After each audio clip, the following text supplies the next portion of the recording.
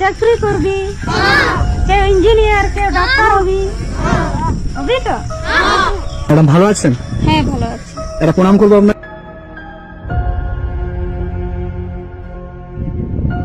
বাচ্চাটি কার? আমার। বাচ্চাটি আপনার? হ্যাঁ। কি নাম? খেরওয়াল মুর্মু।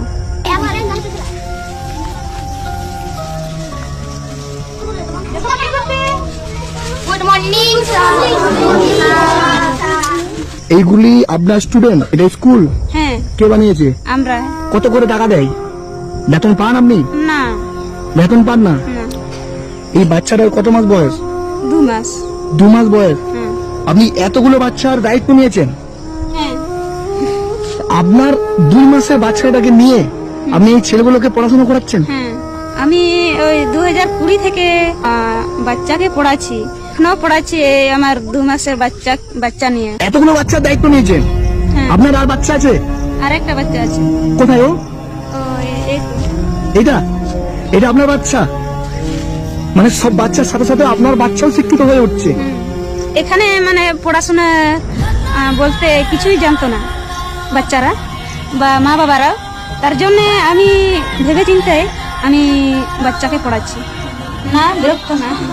এ ও বি সি এ।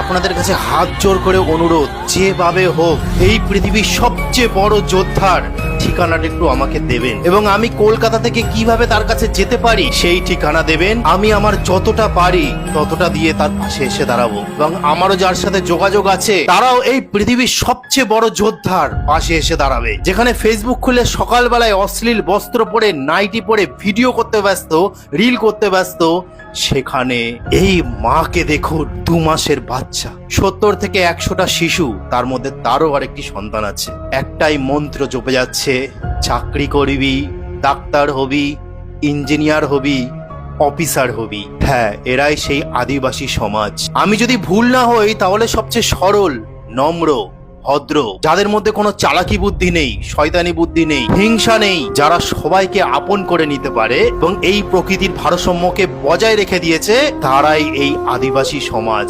আজ তারা অনেক পিছিয়ে গেছে। সেখানে কেন বিদ্যালয় পৌঁছায়নি? কেন সেখানে হাসপাতাল হয়নি? কেন সেখানে উন্নত ব্যবস্থা নেই?